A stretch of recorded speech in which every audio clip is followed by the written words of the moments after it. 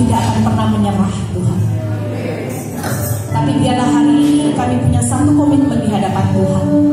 Kami tidak akan pernah menyerah untuk selalu memperbaiki kehidupan kami, agar kehidupan kami selalu menyenangkan hati-Mu ya Bapa.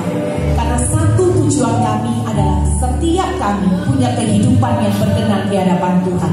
Ketika kami mencari Engkau dengan kesungguhan hati, kami percaya segala sesuatu yang kami butuhkan Tuhan itu sudah sediakan bagi kami.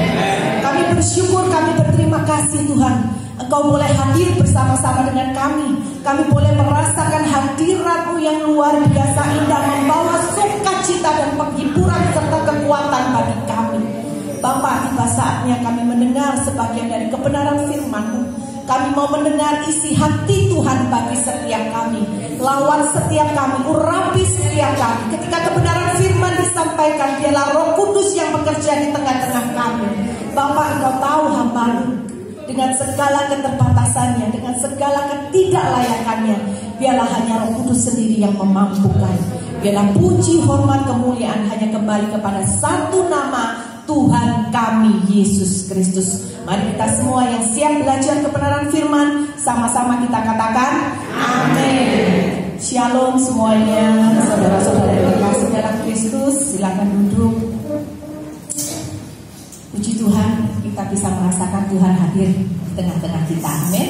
Saya percaya bahwa gereja ini mendapatkan perkenanan daripada Tuhan.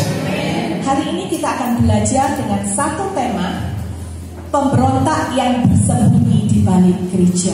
Ya, mungkin saudara bingung apa itu pemberontak yang bersembunyi di balik gereja. Mari kita buka bersama-sama di dalam Yehezkiel pasal yang ke-12. Yehezkiel pasal yang ke-12. Lalu datanglah firman Tuhan kepadaku, hai anak manusia, engkau tinggal di tengah-tengah kaum pemberontak yang mempunyai mata untuk melihat tetapi tidak melihat, dan mempunyai telinga untuk mendengar tetapi tidak mendengar. Sebab mereka adalah siapa saudara? Kaum pemberontak. Ternyata saudara, dikatakan di dalam Yehezkiel pasal ke-12, kaum pemberontak itu bukanlah orang yang hanya menolak kehadiran Tuhan, bukan hanya orang yang tidak percaya kepada Tuhan, tetapi dikatakan pemberontak adalah bangsa Israel, bangsa pilihan. Tetapi mereka adalah bangsa pemberontak. Mengapa? Karena mereka sebagai bangsa pilihan daripada Tuhan, mereka adalah orang-orang yang tidak melakukan kehendak Allah di dalam kehidupan mereka.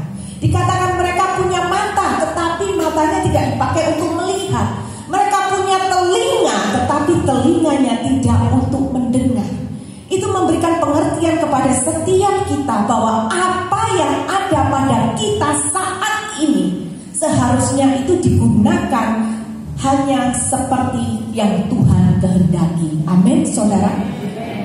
Segala sesuatu yang ada pada kita, semuanya itu harus kita pergunakan sesuai dengan apa yang Tuhan perintahkan, sesuai dengan apa yang Tuhan kehendaki bagi setiap kita.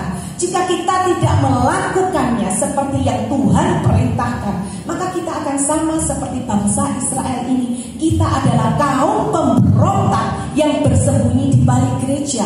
Kita datang setiap minggu hadir di gereja. Mungkin di pertengahan minggu ada ibadah, kita hadir di gereja. Tetapi di dalam keseharian kita, jikalau kita tidak melakukan apa yang Tuhan perintahkan, jika kita memakai kehidupan kita semau kita sendiri, kita tidak ikut hidup firman Tuhan, maka kita sama juga dikatakan kita adalah kaum pemberontak. Coba kita buka di dalam ayat yang ketiga dan kelima, ya. Ayat ketiga. Maka engkau anak manusia, sediakanlah bagimu barang-barang seorang buangan, dan berjalanlah seperti buangan pada siang hari di hadapan mata mereka. Pergilah dari tempatmu sekarang ke tempat yang lain seperti seorang buangan di hadapan mata mereka. Barangkali mereka akan insaf bahwa mereka adalah kaum pemberontak. Jadi di ayat yang ketiga sampai yang kelima ini Tuhan menyuruh Yehezkiel untuk memperagakan sebagai seorang buangan. Supaya apa? Supaya mereka ini dicelikkan mata hatinya bahwa Tuhan ini benar-benar serius terhadap kaum pemberontak. Tuhan mau membasmi setiap dosa yang ada di dalam kehidupan mereka. Karena apa? Tuhan tidak pernah menginginkan satu manusia pun untuk hidup di dalam dosa. Bangsa Israel ini sudah ditegur berulang-ulang kali di dalam kehidupan mereka, tetapi mereka tidak memperdulikan teguran Tuhan. Sampai Tuhan makanya menyuruh Yehezkiel untuk memperagakan, supaya mereka dicelikkan, supaya mereka disadarkan agar akan kesalahan dosa-dosa mereka, dan mereka kembali kepada Tuhan. Hari ini saudara, pertanyaannya, apakah hari ini kehidupan kita sudah berjalan sebagaimana mestinya, seperti yang Tuhan mau sebagai orang percaya? Mungkin hari ini saudara sebagai seorang suami, apakah saudara sudah menjalankan menjadi seorang imam yang baik di dalam keluarga yang Tuhan percayakan? Mungkin kita menjadi seorang istri, apakah kita sudah menjadi istri penolong yang benar-benar menjaga kekudusan kita di dalam kita mengikut Tuhan? Apakah kita sebagai seorang anak, kita mengasihi, memperhatikan orang tua kita?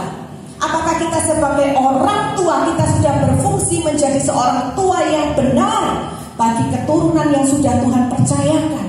Apakah kita sebagai orang percaya, sebagai orang Kristen, apakah kita benar-benar sudah menunjukkan identitas karakter, perbuatan, perilaku, pikiran, perkataan kita sebagai orang percaya yang sesuai firman, yang menyenangkan hati Tuhan, yang menjadi berkat? Ataukah kita menjadi batu sandungan sehingga kita pun juga dikatakan kita adalah seorang pemberontak yang bersembunyi di balik gereja? Saudara, hari-hari ini yuk kita lebih serius lagi untuk kita membuang dosa yang ada di dalam kehidupan kita. Dari Tuhan menegur bangsa Israel berulang-ulang, tapi mereka tidak mau bertobat. Tuhan masih menyuruh lagi Yehezkiel untuk memperagakan sebagai seorang buangan, supaya mereka tahu sebagai orang pemberontak, maka kehidupanmu jika engkau tidak bertobat, Tuhan akan buang mereka dari hadapan Tuhan. Dan itu menunjukkan bahwa apa? Tuhan begitu serius akan dosa dan kekudusan. Amin, saudara. Tuhan berkata, aku adalah Tuhan yang kudus. Dan Tuhan pun juga menginginkan setiap kita orang percaya menjaga kekudusan kita setiap saat, setiap waktu. Bukan hanya kudus ketika ada di gereja, tetapi setiap saat apa yang kita pikirkan, apakah kita sudah menjaga kekudusan di dalam pikiran dan hati kita? Itu yang perlu untuk kita renungkan hari-hari ini. Kadang-kadang kita berpikir, dosa itu kan hanya sesuatu yang kelihatan oleh orang lain, yang kelihatannya besar. Contohnya, saya tidak membunuh, saya tidak berdosa, saya tidak merampok, saya tidak menipu, saya tidak merugikan orang lain. Kita berpikir kita sudah menjadi orang yang hidup benar. Tetapi dosa bukan hanya sampai di sana, saudara. Kemarin kita ngobrol ya di mobil ketika saya buka TikTok ya, ada satu kasus yang lagi besar. Bukan hanya di Surabaya, kejadiannya di Surabaya, tetapi kasus itu sampai satu Indonesia pun tahu. Dan kemudian karena hal yang dilakukan oleh seorang bapak ini adalah tindakan yang tidak terpuji, dan ketika dia ditangkap oleh polisi, kemudian kita berkata gini, kapok. Tapi ketika berkata kapok, Roh Kudus itu mengingatkan gini, lihat ya, hatimu itu masih jahat. Engkau tidak menjaga kekudusan di dalam pikiran dan hati. Lihat saudara, kita tidak boleh senang ketika orang lain menghadapi hukuman atau orang lain menghadapi musibah, sekalipun apa yang dia perbuat itu tidak sesuai dengan firman Tuhan. Tetapi kalau kita melihat orang seperti itu adalah apa? Kita itu harus menyesal akan dosa yang dia lakukan, tetapi kita tidak boleh membenci orangnya. Jadi kalau kita lihat ada orang jahat yang kemudian sampai ditangkap polisi, dia harus mendapatkan hukuman, mungkin hukuman sosial dari masyarakat, tidak boleh kita ngatain kapok. Tetapi kita berkata, biarlah dengan apa yang terjadi, dia bisa bertobat. Amin, saudara. Nah, contoh yang seperti itu adalah hal-hal di dalam keseharian kita yang kita tidak ingat. Kita pikir, oh nggak apa-apa, itu normal gitu ya. Tapi bukankah Tuhan berkata, engkau boleh benci dosanya, tapi jangan pernah benci manusianya. Karena tidak ada seorang pun yang layak di hadapan Tuhan, termasuk kita, kalau bukan Tuhan yang melayakkan kita. Amin, saudara. Dosa ini harus benar-benar kita buang. Karena apa? Di dalam ayat yang ke-6 ya, dikatakan, di hadapan mata mereka taruhlah barang-barangmu ke atas baumu, dan bawalah itu keluar pada malam gelap. Engkau harus menutup mukamu sehingga engkau tidak melihat tanah, sebab aku membuat engkau menjadi lambang bagi kaum Israel. Barang-barang ini semua Yesaya harus taruh di baunya. Sampai apa? Menutupi matanya. Sehingga apa? Mata kalau tertutup barang, apakah bisa melihat, saudara? Nggak bisa. Dikatakan sampai matamu tidak bisa melihat ke tanah. Artinya kalau kita dalam keseharian masih terus sering berbuat dosa, apalagi kita hidup di dalam dosa, maka itu kita hanya menggali kuburan kita sendiri. Kita menggali lubang bagi diri kita sendiri. Satu saat kita pasti akan jatuh. Karena apa? Dosa tidak bisa membuat mata kita, membuat mata hati kita melihat itu dengan jernih. Seperti lagu yang tadi kita nyanyikan, hanya firman yang menjadi pelita bagi kaki kita, dan dosa itu yang menutupi sehingga kita tidak bisa melihat pelita firman. Amin, saudara. Dosa itu membuat kehidupan kita itu tidak nyaman, tidak enak. Dosa mungkin mendatangkan kebahagiaan, tetapi itu semua hanya sesaat. Dosa itu akan menghancurkan diri kita sendiri dan orang-orang di sekitar kita. Itu yang harus kita ingat. Jadi kalau kita hari ini menikmati dosa, ingatlah, mungkin saat ini kita happy menikmati dosa yang kita lakukan, tetapi satu hari kelak saudara hanya menunggu saatnya saudara jatuh kalau kita tidak bertobat. Dan juga kita pasti membuat orang-orang di sekitar kita itu tidak bisa bahagia. Seperti yang tadi dikatakan Bu Ellen ya, orang kalau menyimpan kepahitan itu pasti karakternya suka marah, suka mengeluarkan kata-kata yang jelek. Karena apa? Semuanya bersumber dari hati. Apa yang keluar dari mulut semuanya bersumber dari hati. Kalau hatinya pahit, yang keluar dari mulut juga bukan pasti perkataan yang menjadi berkat. Dan kalau begitu siapa yang menikmati? Orang-orang di sekitarnya juga pasti nggak nyaman. Sama seperti kita, kalau kita hidup di dalam dosa, kita melakukan dosa, maka kita bukan hanya merugikan hidup kita sendiri, tapi itu pasti berdampak bagi orang-orang sekitar. Makanya dalam kebenaran firman dikatakan, kalau kita mau lihat orang terdekat kita berubah, harus dimulai dari diri kita sendiri. Amin, saudara ya. Dan kemudian di ayat yang ke-7, Yesaya ini melakukan seperti apa yang Tuhan perintahkan. Dan kemudian di ayat 8 sampai 15 nanti saudara baca sendiri di rumah ya. Tuhan itu berkata begini sama Yesaya, kalau nanti kaum pemberontak ini tanya sama kamu, karena mereka pasti tanya sama kamu, mereka akan bertanya, Yesaya, apa sih yang engkau lakukan? Maka engkau harus menjawab, aku menjadi lambang bagi kalian, di mana Tuhan akan menyerahkan bangsa Israel karena dosa-dosa mereka, supaya mereka tahu akulah Tuhan. Itu yang Tuhan katakan kepada Yesaya. Engkau harus menjawab demikian. Mengapa Tuhan berkata, aku akan menyerahkan bangsa Israel karena dosa-dosa mereka, supaya mereka tahu akulah Tuhan. Tuhan memberikan pesan. Kalau kita sebagai orang percaya, kita berkata, Tuhan, Engkau adalah Tuhan dan Bapakku, Engkau adalah Tuhan dan Juru Selamatku. Maka ini bukanlah sekedar slogan yang kita ucapkan, tetapi ada satu pertanggungan jawaban yang harus kita berikan kepada Tuhan. Dalam arti kata, kalau kita berkata, Tuhan, aku percaya Engkau adalah Tuhanku, kita tidak bisa mempermainkan Tuhan.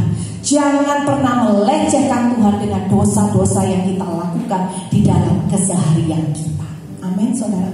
Karena semuanya itu pasti akan ada hukumannya. Semuanya, saudara. Tabur tuai itu ada. Amin, saudara. Ya. Dan kemudian ayat 16 dikatakan di sana, tetapi aku akan meninggalkan sedikit dari mereka yang luput dari pedang, dari kelaparan dan dari sampah, supaya mereka menceritakan segala perbuatan-perbuatan mereka yang keji di antara bangsa-bangsa di mana mereka datang, dan mereka akan mengetahui bahwa Akulah Tuhan. Dikatakan sekali lagi supaya mereka tahu bahwa Akulah Tuhan. Artinya, yuk kalau kita berkata hari ini saya beribadah, saya menjadi orang percaya, kau gak bisa main-main dengan Tuhan.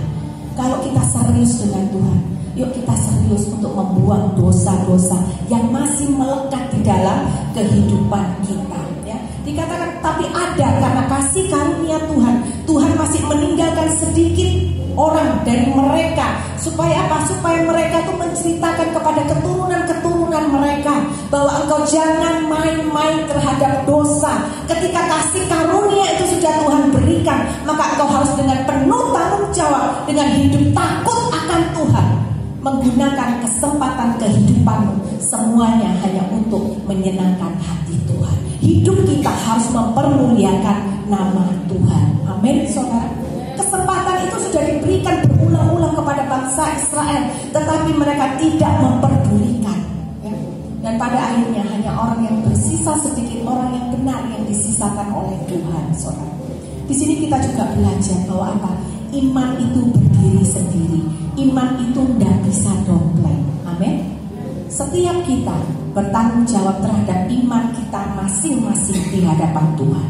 Dan kemudian apalagi akibat dari dosa? Kalau kita baca di dalam ayat 17, lalu datanglah firman Tuhan kepadaku, hai anak manusia, makanlah makananmu dengan gemetar dan minumlah air dengan menggigil, dengan hati yang cemas, dan katakanlah kepada penduduk negeri ini, beginilah firman Tuhan Allah tentang penduduk Yerusalem yang di tanah Israel. Mereka akan makan makanannya dengan hati yang cemas dan minum air dengan hati yang gundah gulana, supaya tanah mereka menjadi sunyi sepi lantaran isinya sudah lenyap oleh karena kekerasan yang dilakukan oleh semua yang tinggal di sana. Saudara, tidak ada damai sejahtera bagi orang yang berbuat dosa.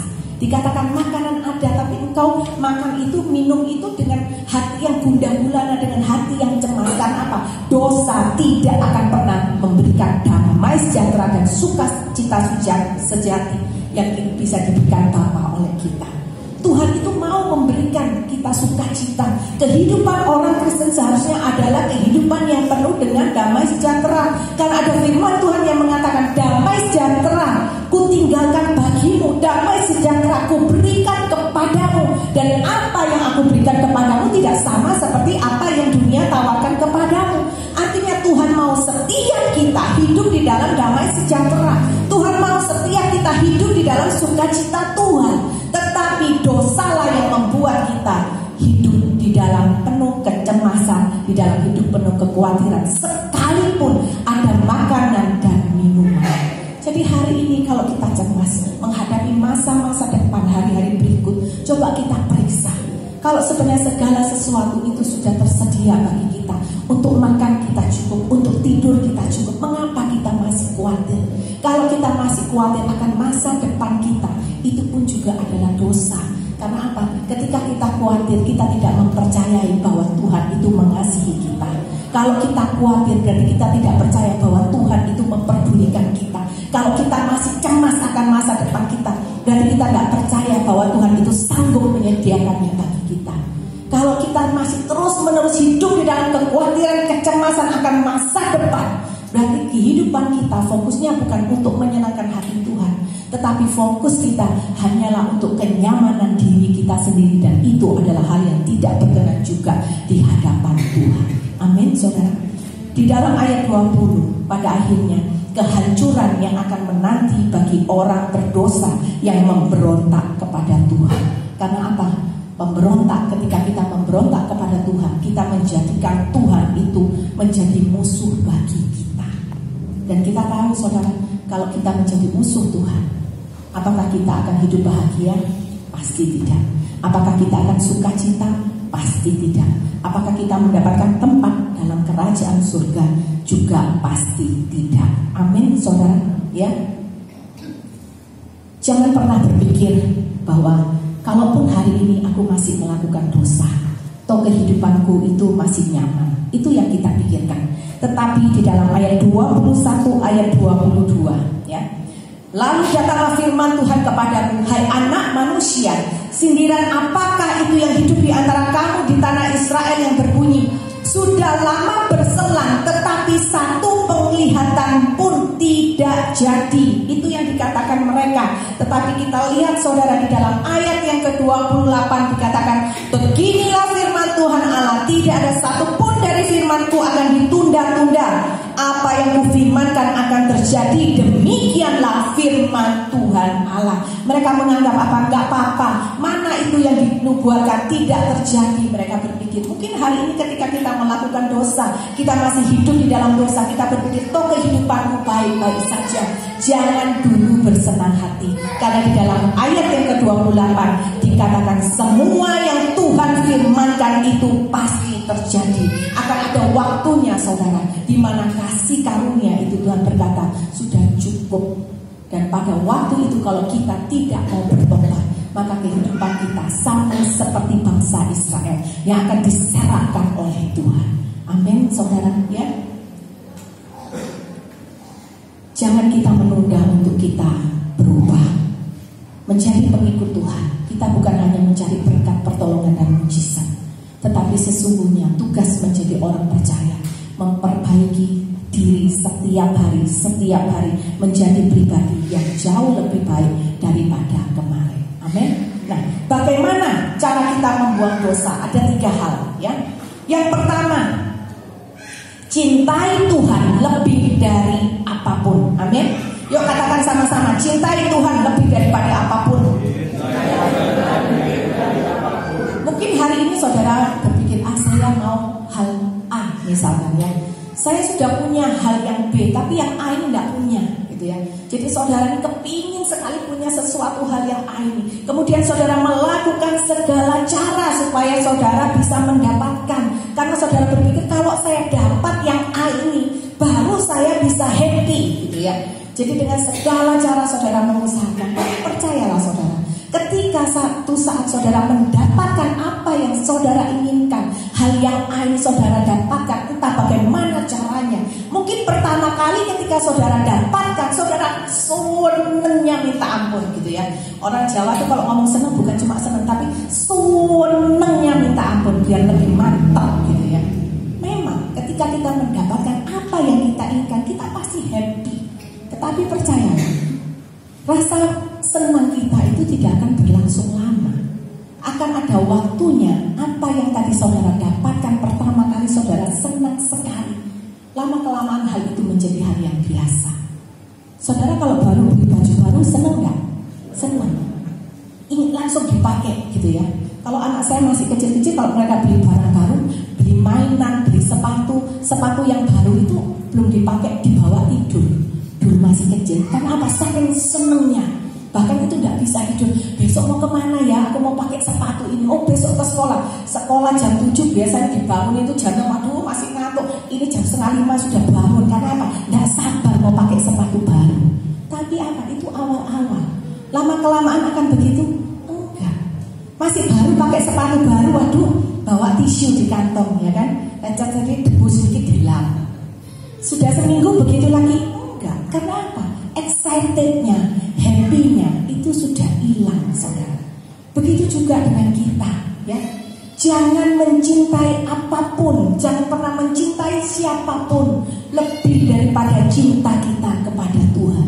Karena apa? Segala sesuatu yang engkau inginkan itu tadi, yang engkau kejar dengan segala cara, sekalipun engkau sudah mendapatkannya, tidak akan pernah bisa memberikan kebahagiaan sejati.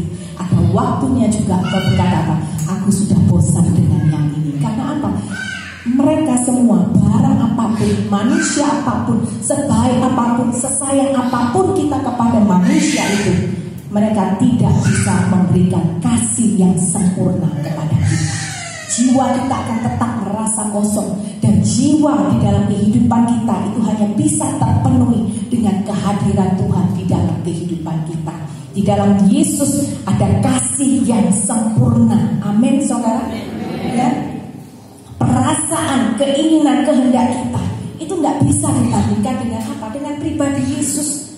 Di dalam Dia, di dalam Yesus, hanya di dalam Yesus ada kasih yang sempurna, ada ketulusan, ada kekuatan, ada damai sejahtera, ada segala sesuatu yang kita butuhkan. Itu hanya ada di dalam pribadi yang sempurna, yaitu hanya Tuhan Yesus Kristus. Amin, saudara.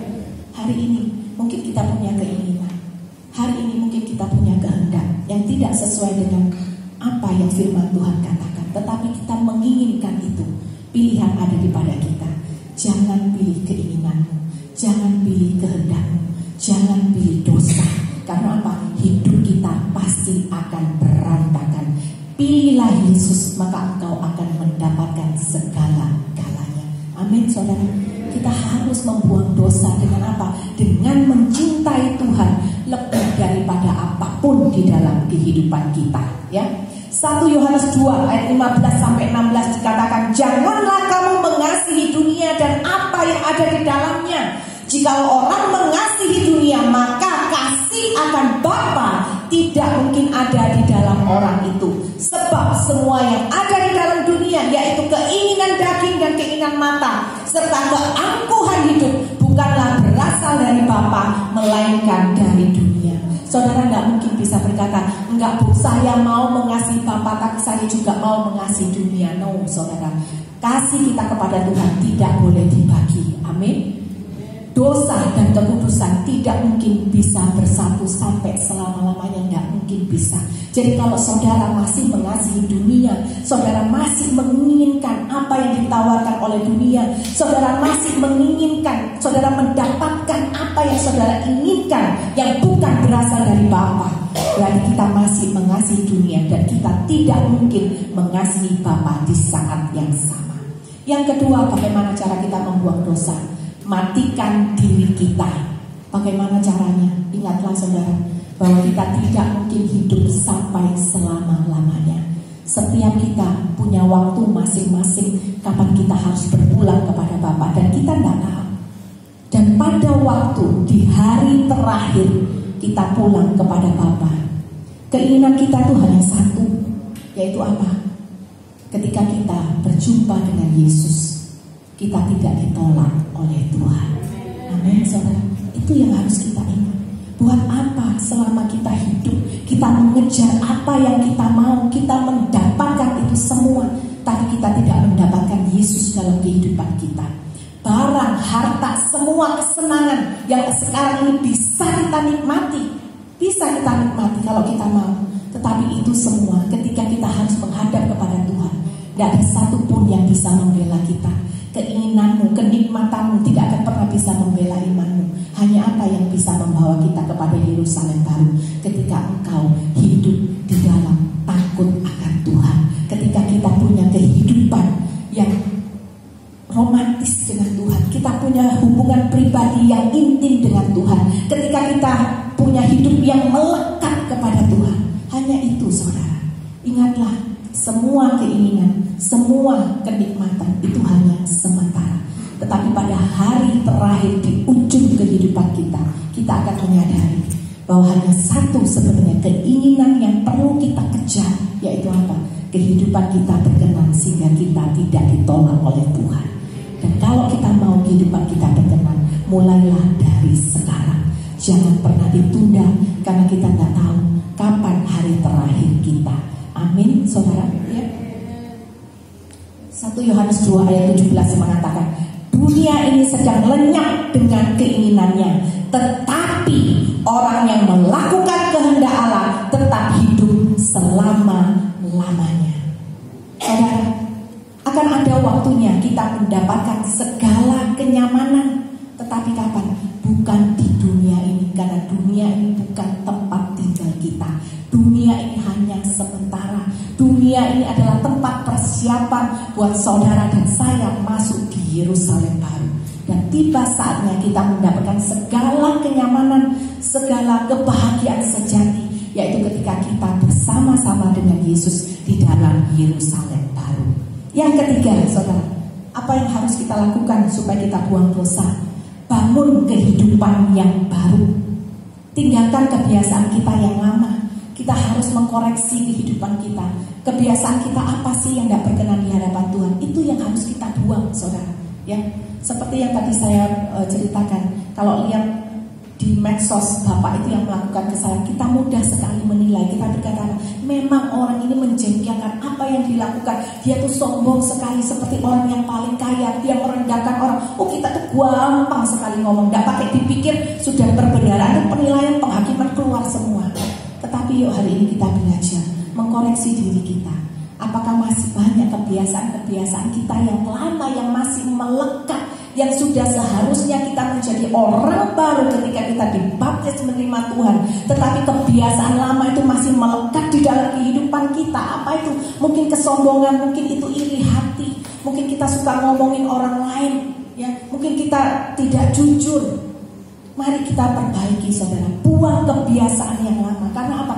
Kalau kita tidak membuang kebiasaan yang lama, maka kebiasaan yang baru itu tidak akan pernah kita punya di dalam kehidupan ini. Justru kita harus membuang kehidupan yang lama, kebiasaan yang lama, dan beralihlah dengan kebiasaan yang baru. Dimulai pelan-pelan, mulai hari ini. Punyanya satu komitmen. Mungkin contohnya mulai hari ini aku belajar untuk aku gak mau berkata bohong. Aku mau jujur. Kelihatannya gampang, tapi nggak mudah loh, saudara. Ketika saya juga belajar untuk berkata jujur berapa tahun yang lalu, saya belajar, Tuhan aku mau komitmen, mulai hari ini aku mau berkata jujur. Ketika ditanya sama teman, kalau dulu, yuk dia kita pergi ngafe. Kalau dulu ngomong, aduh sorry ya, aku mau sebenarnya, aduh enak loh ya ngafe ya sama teman-teman, tapi aduh sorry nggak bisa ya mau ngantar anak les. Itu alasan. Tapi belajar untuk apa? Aduh sorry ya, aku lagi males keluar. Mungkin teman marah, mungkin teman jengkel, tapi itulah resikonya. Tapi belajar yuk saudara, apapun resikonya, sebagai orang benar, lakukanlah kebenaran. Amin. Yang terpenting saudara berkata dengan jujur, saudara tidak menyakiti perasaan orang lain. Resikonya itu memang harus kita siap dengan segala sesuatu. Karena yang kita cari adalah perkenanan Tuhan, bukan perkenanan manusia, ya. Ada seorang dari teman anak saya, ya, mereka karena sudah kuliah di Australia dan mereka biasa setir di Australia itu setirnya sama dengan Indonesia sebelah kanan. Tetapi kalau setir di Australia itu kan semua tuh orang, kalau orang luar negeri itu kan tertib gitu ya.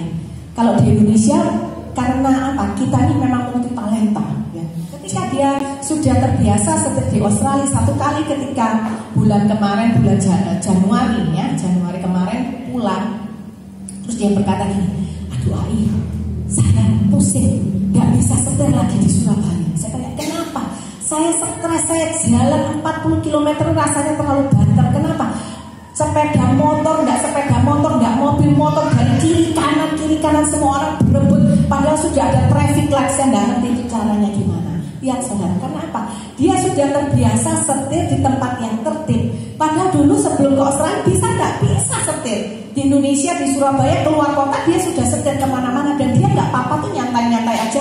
Gak ada bilang aduh stres ya, banyak potong kiri kanan. Enggak apa-apa, nyantai aja. Tapi ketika dia sudah terbiasa setir di Australia, semuanya orang itu tertib ya. Kalau di Australia itu nggak ada orang tekan klakson. Kalau tekan klakson itu dianggap nggak sopan. Kalau di kita, lo apa gunanya klakson kalau nggak dipakai gitu kan ya? Tit harus gitu ya. Kemarin Pak Anil bilang gini, Pak Anil jalan pelan-pelan dengan Google Map, ada truk di belakang. Tapi truknya itu nggak ngebel kita, padahal kita tuh nggak jalan gitu ya. Dan di depan kita tuh jalan tuh nggak ada mobil, jadi kosong. Terus Pak Anil bilang gini, wah supir truknya di belakang baik ya, kita nggak jalan tapi nggak dibel. Iya, itu mujizat Tuhan. 1 juta satu itu terjadi di Indonesia, begitu kan ya? Iya, semua setuju karena mungkin sama semua. Bel itu selalu harus dipakai, cepetan gitu ya. Nah itu saudara, kalau kita punya kebiasaan yang baru, kita sudah nggak bisa lagi hidup di dalam kebiasaan yang lama. Kalau engkau mau meninggalkan kebiasaanmu yang lama yang belum berkenan di hadapan Tuhan, mulailah membangun kehidupan baru yang berjalan bersama dengan Tuhan, dipimpin oleh Roh Kudus setiap saat, setiap waktu, setiap hari sampai kesudahannya. Amin, saudara. Pilihan ada di tangan kita. Kita mau seperti bangsa Israel yang dikatakan pemberontak, ataukah kita mau seperti Yehezkiel yang menjadi alat peraga bagi Tuhan? Ketika Tuhan menyuruh Yehezkiel untuk memperagakan menjadi lambang penghancuran bangsa Israel, disuruh muat barang semua taruh di bahunya siang malam apa. Ketika dia melakukan itu semua, dia pasti diketawain sama orang-orang pemberontak, orang bangsa Israel itu pasti diketawain, pasti dibodoh-bodohin. Mereka berkata, Yehezkiel, kamu tuh ngapain toh? Semua barang buat taruh di baumu sampai kayak gitu, ngapain toh? Mereka mungkin ketawain, mereka menghina. Tetapi Yehezkiel tidak peduli. Yang dia tahu, apa yang Tuhan perintahkan itu adalah bagian dia untuk melakukannya. Tidak peduli dengan resiko, tidak peduli dengan diketawain, tidak peduli dengan dilecehkan, tidak peduli dengan dihina. Hari ini saudara, mungkin saudara melakukan kebenaran ya sebagai orang benar. Mungkin engkau dihina, mungkin engkau dianggap sebagai orang bodoh, engkau dianggap tidak waras, tapi tetaplah terus berbuat benar. Jangan biarkan omongan orang itu melemahkan imanmu, menggoyahkan pendirianmu, tetapi tetaplah berdiri bersama dengan Tuhan. Iman itu tetap terus berdiri bersama dengan Tuhan. Mungkin hari ini ada di antara kita yang mengalami kebimbangan dalam keadaanmu yang tertekan. Ada orang lain yang membujuk engkau untuk menawarkan jalan keluar yang mudah, yang tidak sesuai dengan kebenaran firman Tuhan. Mungkin caranya yang ditawarkan kepada engkau itu mempesona hatimu, engkau ingin melakukannya. Tetapi mari kita ingat, jangan pernah lakukan, jangan pernah ikuti. Untuk apa? Masalah kita selesai, tapi itu menjadikan kita musuh Tuhan. Amin saudara. Amsal 5 ayat 21 berkata, karena segala jalan orang terbuka di mata Tuhan, dan segala langkah orang itu diawasinya. Mungkin ketika kita melakukan hal yang tidak benar, orang lain tidak tahu, orang lain masih berkata kita luar biasa. Tapi ketahuilah, ada mata yang tidak pernah berhenti melihat, mengawasi setiap langkah. Bukan hanya langkah, hati kita, pikiran kita yang orang lain tidak tahu, Tuhan itu tahu. Oleh karena itu mari kita menjaga kekudusan, bukan hanya perbuatan, tetapi dari pikiran, dari hati, dari perkataan dan perbuatan. Dan biarlah setiap kita, juga termasuk saya hari ini, mari kita mengkoreksi diri. Karena apa saudara? Dalam 1 Yohanes 1 ayat 8 sampai 9 dikatakan, jika kita berkata bahwa kita tidak berdosa, maka kita menipu diri kita sendiri dan kebenaran tidak ada di dalam kita. Jangan hari ini kita berkata, Tuhan, aku sudah tak dosa lagi loh, aku sudah sempurna loh. Kita merasa kita menjadi orang yang benar, menjadi orang yang paling benar. Yuk hari ini kita sama-sama bertobat. Kalau kita sampai merasakan kita masih sudah tidak punya dosa, kita masih sudah tidak ada lagi yang harus kita perbaiki dalam kehidupan kita, maka kita itu sedang berdosa dan tidak ada kebenaran di dalam kehidupan kita. Tetapi 1 Yohanes 1 ayat 9 berkata, jika kita mengaku dosa kita, maka ia adalah setia dan adil, sehingga ia akan mengampuni segala dosa kita dan menyucikan kita dari segala kejahatan. Mari kita akui saudara, dosa-dosa kita, ketidaklayakan kita di hadapan Tuhan. Hal-hal apa dalam kehidupan kita yang masih perlu kita perbaiki, kita akui di hadapan Tuhan. Dan mari kita punya komitmen, Tuhan mulai hari ini aku mau sungguh-sungguh menghidupi kehidupanku sebagai identitas orang percaya. Dengan apa? Dengan aku membuang dosa, dengan menjaga hidup kudus di hadapan Tuhan, sehingga kehidupanku semakin hari semakin berkenan, sampai pada waktunya aku berpulang kepada Engkau. Ketika aku berjumpa dengan Engkau, Engkau membuka tanganmu dan Engkau tidak menolak aku. Amin saudara. Saudara mau jadi pemberontak seperti bangsa Israel, ataukah saudara mau menjadi Yehezkiel? Pilihannya ada di tangan kita. Yang saya tahu saat ini Tuhan masih memberikan kesempatan kepada kita, anugerahnya masih tercurah dan buat kita semua, tetapi semua kembali kepada kita. Apakah kita mau menggunakan kesempatan itu dengan maksimal, dengan hidup kudus, tidak bercacat, tidak bercela, dan semuanya kehidupan kita hanya satu, aku mau berkenan dan menyenangkan Tuhan. Amin saudara. Mari kita bangkit berdiri, kita datang di hadapan Tuhan.